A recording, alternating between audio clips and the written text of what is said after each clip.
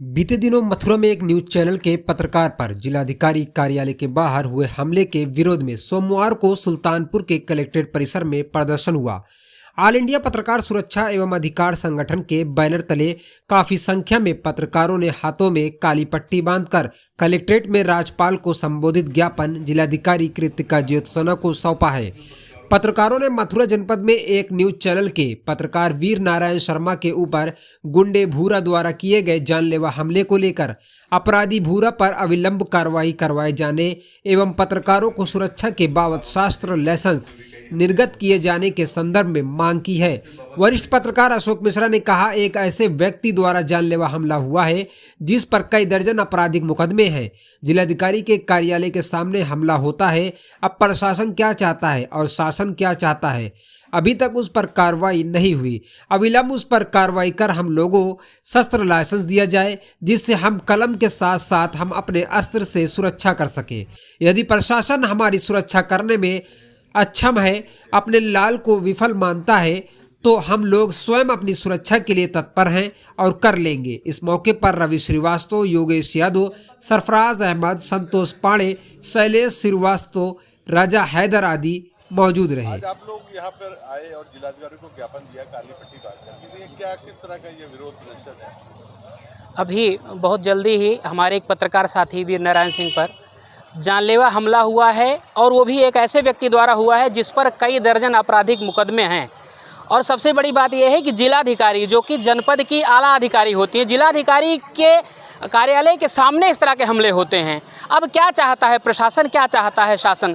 हम लोग ये चाहते हैं कि अभी तक बड़ी दुख की बात है कि उस पर कोई भी कार्यवाही नहीं हुई प्रशासन द्वारा।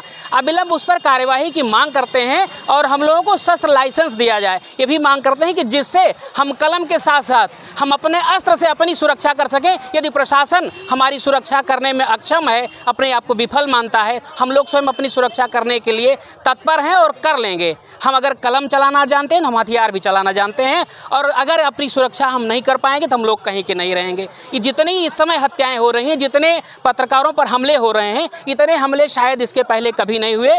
हम अविलंब मांग करते हैं। इतने बड़े बड़े अपराधी इस तरह की सरेआम गुंडागर्दी करते हैं और पत्रकारों को कहीं का नहीं छोड़ते हैं। अविलंब उनके खिलाफ कार्यवाही हो और पत्रकारों को शस्त्र लाइसेंस दिया जाए, यही मांग करते हैं। आज ये जो पत्रकारों का आपका एक संगठन यहाँ पर ज्ञापन देने आया है, ये क्या मामला है, किस बात को लेकर? देखिए, आज हमारे सुल्तानपुर के पत्रकार बंधु जिलाधिकारी महोदय को काली पट्टी बांधकर मिले हैं। उनका विरोध प्रदर्शन इस बात को लेकर के है कि मथुरा जनपद में हमारे एक पत्रकार साथी को डीएम कार्यालय के बाहर एक गुंडे ने जिस तरीके से ट्रीट किया है, उनके ऊपर जानलेवा हमला किया है। वो ये बता रहा है कि उत्तर प्रदेश में पत्रकारों को लेकर के, उनकी सुरक्षा को लेकर के सरकार कतई गंभीर नहीं है। अगर सरकार और शासन गंभीर होता तो हमारे पत्रकार बंधु के ऊपर हर जगह इस तरीके की घटनाएं ना होती। सबसे बड़ा सवाल ये है कि हम समाज के निचले और गरीब तबके का, शोषित तबके की आवाज़ बनते हैं। हम आवाज़ बन रहे हैं, हमारी ही आवाज़ को गुंडे दबा रहे हैं।